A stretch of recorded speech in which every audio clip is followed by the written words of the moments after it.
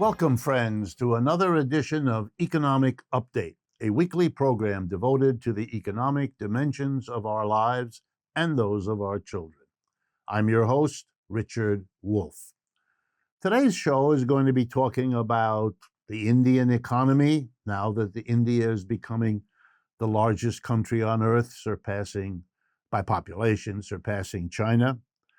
The non-competition clause in lots of job contracts that's being fought out in this country at this time, and then the peculiar capitalist problems of our insurance industry that affect us all in countless ways. And then we'll have, in the second half, an interview with a remarkable professor of public health, Dr. Stephen Bezruchka. So let's jump right in. Oxfam over in the United Kingdom, one of the most widely studied and respected research institutes when it comes to charting distributions of wealth and income around the world, has just released a report on India. And there are things in there about India I want to talk to you about, but not so much because of the significance, although it's enormous for India, but the larger lesson about the world that is buried in what I'm about to tell you. Okay, first, Oxfam shows that the richest 1% of people in India, and remember it has 1.3, 1.4 billion people in that country, the richest 1% own 40.5% of the total wealth. In 2020, India had 102 billionaires. Today, it has 166. The pandemic may have killed huge numbers of Indians as well as people around the world, but it made more billionaires in that country. 40% of the wealth created in India between 2012 and 2021 went to the top 1%, right? 40% of the wealth created in those 9 years, went to the top 1%. Over that same period of time, only 3% of the total wealth created went to the bottom 50% of that population. Okay, at the same time, 64%, 2/3 of the taxes raised in that country came from that bottom 50%. All right, what does this mean? It means that India shows the same extreme inequality that you have in the United States and in many other rich countries. And why am I telling you this? Besides that, even Oxfam, which has seen a lot, found this level of inequality in such an otherwise poor but emerging economy, it called it, quote, obscene, a word I would attribute to the United States for the same reasons. But why am I talking to you about this? India was a colony, the most important colony the British Empire ever had, more responsible for the wealth accumulated in England than any other part of the British Empire. It was an enormity. It fought very hard from in the 19th century and right up to Mahatma Gandhi's leading it into independence after World War II. It fought for and won an independence that inspired people around the world. However, independence politically for a former colony is clearly not enough, because what it did was enable the same capitalism that produced inequality in the countries that colonized to continue and do the same in the countries that were colonies of the colonizers. The inequality grotesque in UK today is replicated in India. To break out of the horrors of colonialism, the greatest of the leaders of independence knew that getting independence politically, governing yourself, however important, was only half the battle. You had to also change the economic system, because if you didn't, you'd replicate in your own country what you had to fight against in the colonizer.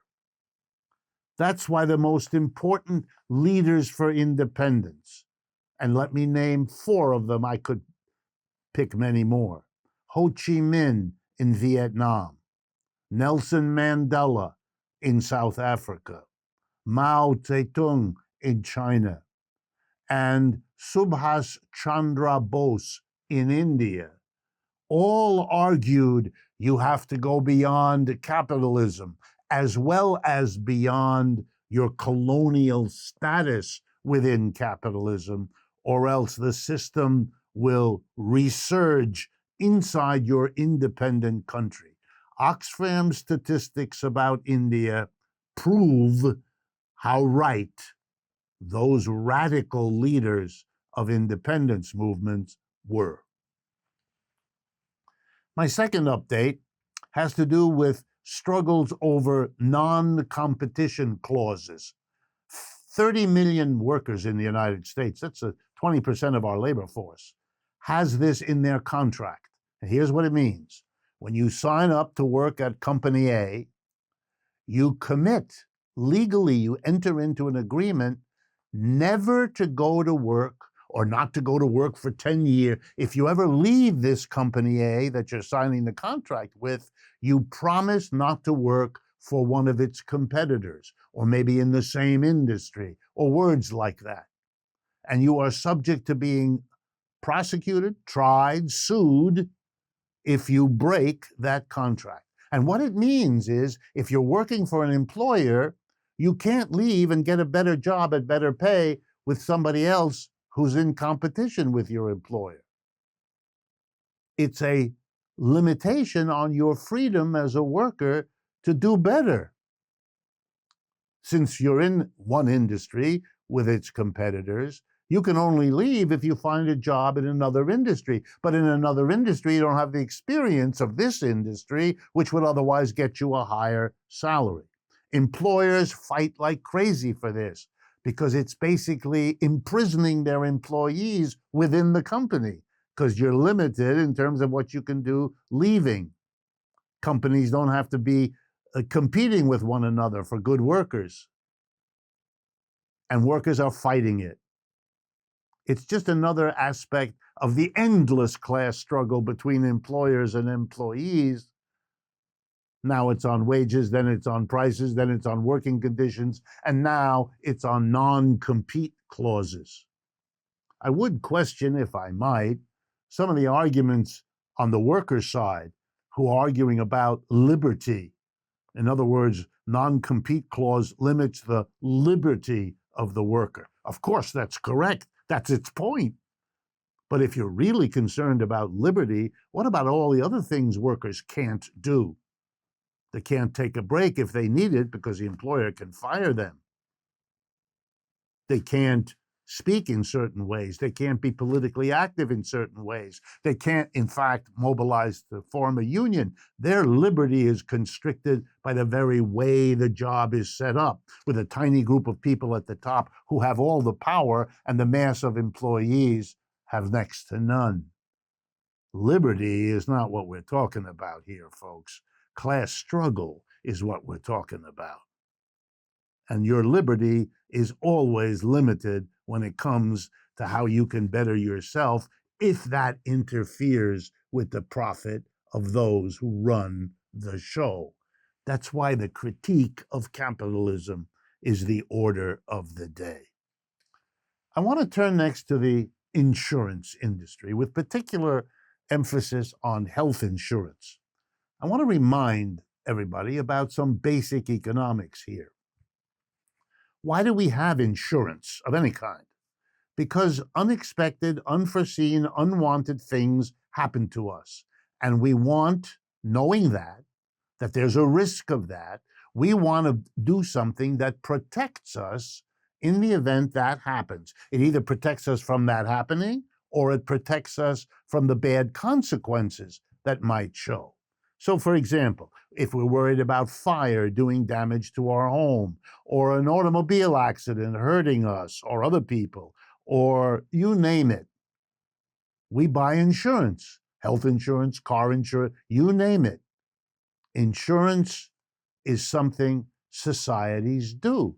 As a community, we maintain a fire department. Why?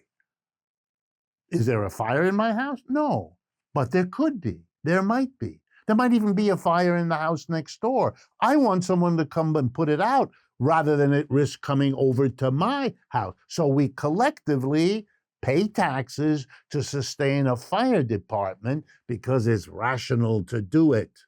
And the same applies to the possibility of sickness. I can get sick. I want help if that happens. I might lose my job. I might lose the income because I can't go to work because I'm sick or I'm injured or I had an accident. And it's not just that. I'm worried about it with other people because they might be my employees. If they're sick, they don't come to work. They might be my relatives. They might be my neighbors. They might be the children of my neighbors who get my children sick. You understand? There's lots of unknowns in the lifetimes we all lead.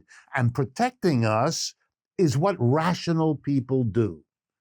But it gets messy if we allow private, profit-seeking enterprises to enter in here between us, on the one hand, and taking care to protect us from the unknown in the future.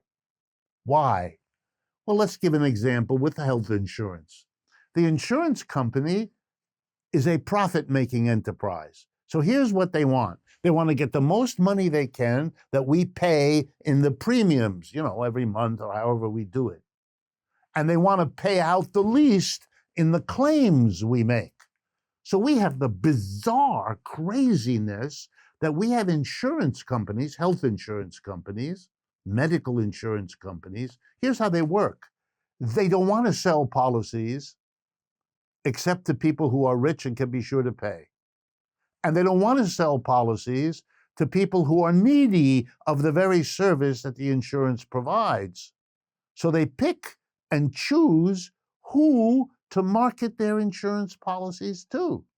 Those with the most money, who therefore need it least, and those with the least likelihood of making a claim, the ones who need it least, in other words. They even charge them differently. We allow profit making to have the following kinds of result. Millions of people who get a cough, get sick over the last 3 years, had COVID, but they didn't go to the doctor because their health insurance doesn't make that easily available. That's crazy. That's crazy. Profitable companies limited their policies to people who didn't need it. So those people didn't have the insurance they could have had and might have let them go to the doctor. But the insurance company didn't have them to worry about, those poor people who have trouble paying the premium and who are likely to need it. Profit making is an irrational way to handle the insurance every society needs. We allow private profit to go in there and run that. And so we have an insurance system that's very profitable, but does not protect huge numbers of us from all of the unexpected and unwanted surprises that life brings. That is a very basic flaw of the capitalist system. We've come to the end of the first part of today's show. Please stay with us. We will be right back with Professor and author Dr. Stephen Bezruchka. Before we move on, I want to remind everyone Economic Update is produced by Democracy at Work, a small donor-funded nonprofit media organization celebrating 10 years of producing critical system analysis and visions of a more equitable and democratic world through a variety of media. Like the series Ask Prof. Wolf, which is a collection of my responses to questions from Democracy at Work supporters. If you have a question you'd like me to answer, go to patreon.com/democracyatwork or our website, democracyatwork.info, and sign up to support the work we do and submit your question. I try to get to as many as I can, and I thank you for getting involved. You can also learn more about all the work we produce. Sign up for our mailing list, follow us on social media, and join our growing community of supporters who make all of this possible and for whom we are very grateful. So thank you, and please stay with us. We will be right back. Welcome back, friends, to the second half of today's Economic Update. I am very pleased, indeed I'm honored, to have a guest with us today, Professor Stephen Bezruchka. Stephen Bezruchka and I have been corresponding for some time, and he has taught me quite a bit in those exchanges we've had.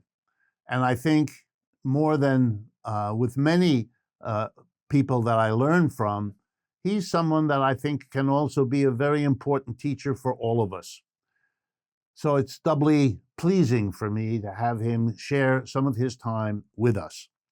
He is a professor in the School of Public Health at the University of Washington on the West Coast.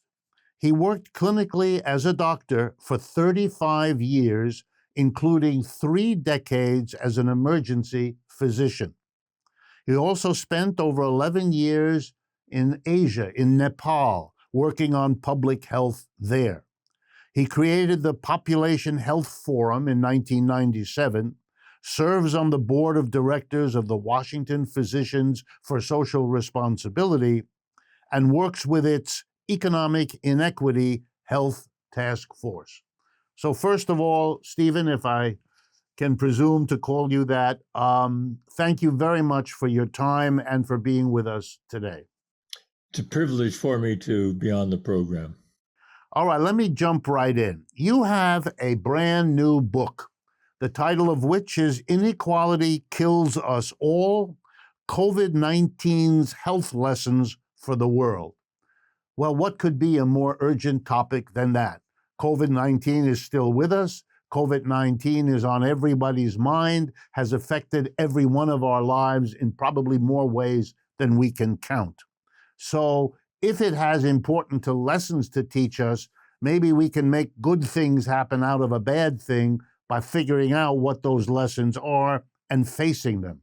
And the one you stress is the link between economic inequality in a society and its health, including how it handles a virus. Can you explain your basic idea for us? Well, beginning in 1979, studies began exposing the link between income inequality and various mortality measures in countries around the world. And to fast forward to the present, we now have some 400 to 500 studies linking income and wealth inequality to measures of health among countries, within countries. Tremendous detail there that mostly has escaped other people presenting these ideas, possibly because they don't feel they have the background to do so. So more unequal societies have worse health outcomes is the general principle. More inequality leads to more problems. So this helps explain why today the United States, we in the United States, die younger than people in over 50 other countries.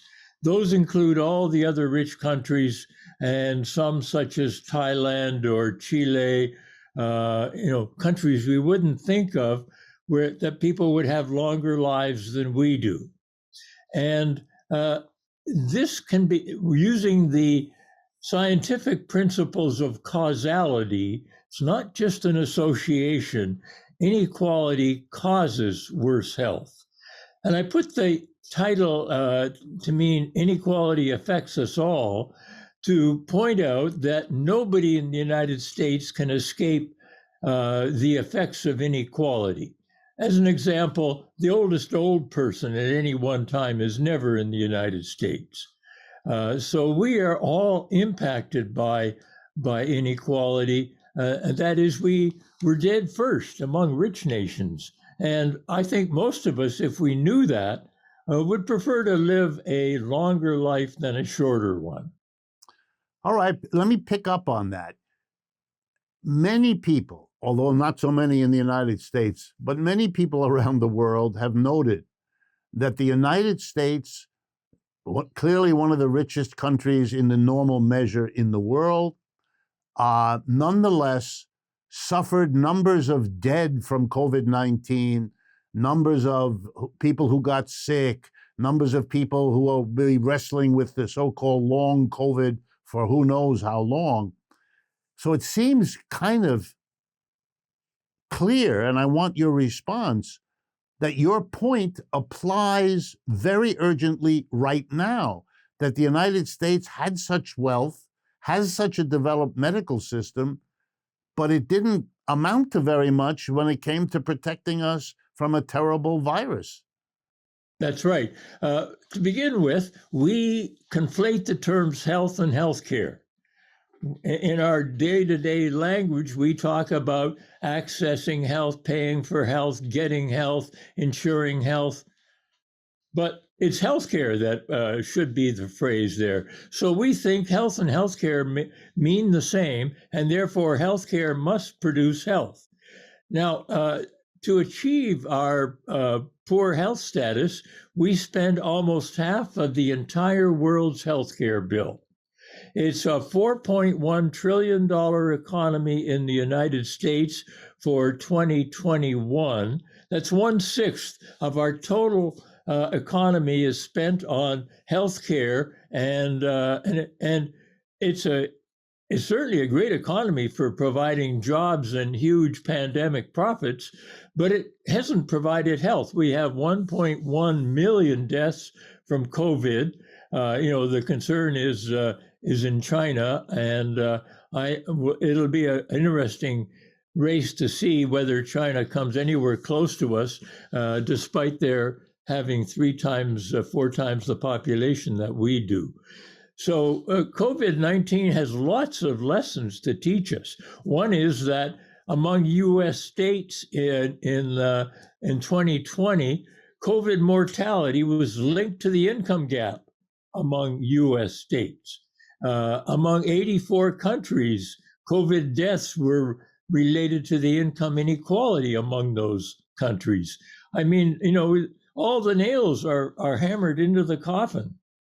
Yeah, it strikes me as, Americans normally would pride themselves if we spend more than everybody else in the world for so-called health care, and our health outcomes are as mediocre or poor compared to those in these other countries, then obviously either we're paying too much or we're getting too little for what we're paying, or both.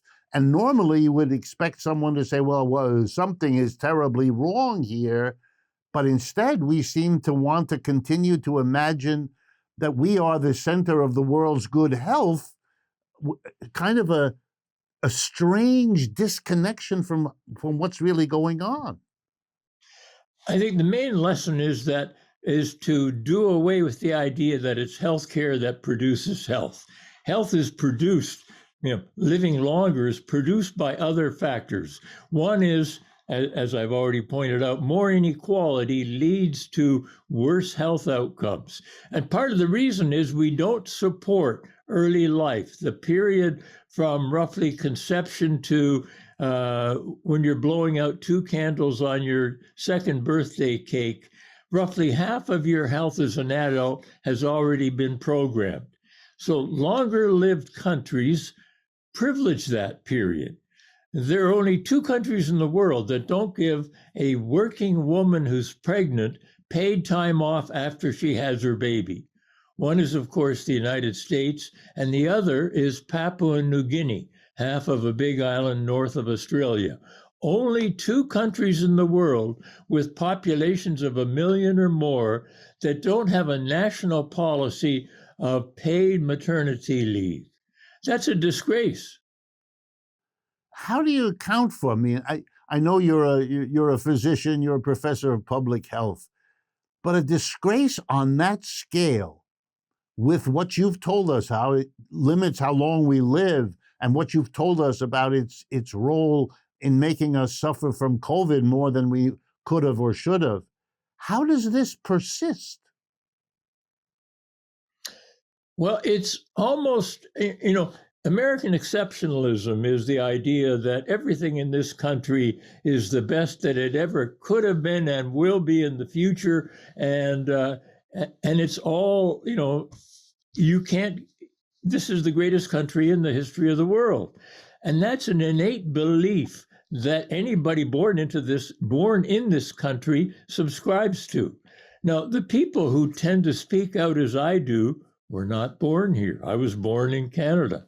I chose to come down here, and by that choice, I will live a shorter life. Lives are considerably longer in Canada. And so a few other people who are as outspoken as I am have followed the same trajectory. They immigrated here thinking it was the best place in the world, and boy, were they surprised. What do we do about this? It's very clear that most Americans do not know that we're dead first. And first, we have to know that there's a problem. Namely, we have to become aware. You and I can hearken back to 1957 when the Russians launched Sputnik. They were the first country to launch a satellite into space, and it beamed a signal down on Earth. And my God, we were caught unawares. We had nothing in the works like that. So once, and the news portrayed this all over. And so what did we do? Well, we set a goal to land a human on the moon by the end of the next decade. So once people become aware and they're bothered by something, then we can have a goal. For example, to become to stop seeing our health decline. Our mortality rates are going up, absolutely. We need to stop that. Otherwise, we'll be like Russia in 1991, when after the former Soviet Union collapsed, mortality shot up in Russia, and it hasn't returned to the levels that it was then. So we need to, and our mortality is doing the same thing, not quite as at the same pace as Russia's, but who knows what will happen in the future. So if Russia's example could be broadcast to the American people, and then we would set a goal to stop our health decline so we don't live shorter, sicker lives. I think most Americans would buy into that. Then they have to ask the question, well, what do we need to do? So we need to inform people what produces health in a society, a more equitable society, tenets of socialism that you espouse. I tell my students about worker-owned or about workers being on the boards of directors. On Thursday, I'm going to point out for Mercedes-Benz in Germany, a third of the board of directors are workers. So, you got to teach this stuff at whatever level you can. Chapter 10 in the book is all about the various things that individuals can do, organizations can do, bosses in workplaces can do, teachers can do. It's something I haven't found in any other publication, very specific things to do. One of them is, of course, to gain fluency. I tell my students to do an elevator speech, blurt out everything that encapsulates the key idea in 10, 15 seconds. And practice it when you get a marketing call in the evening that's being recorded for quality assurance purposes. Okay, wonderful. And my only comment, and this is very helpful, and I urge people to take a look at that book. There's much to learn in there about the problem we face that has to be more widely understood.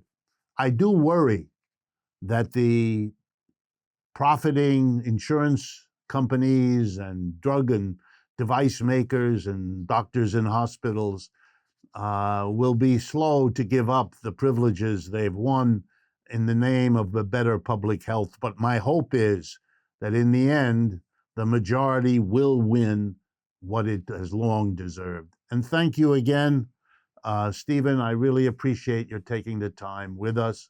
And to my audience, as usual, I look forward to speaking with you again next week.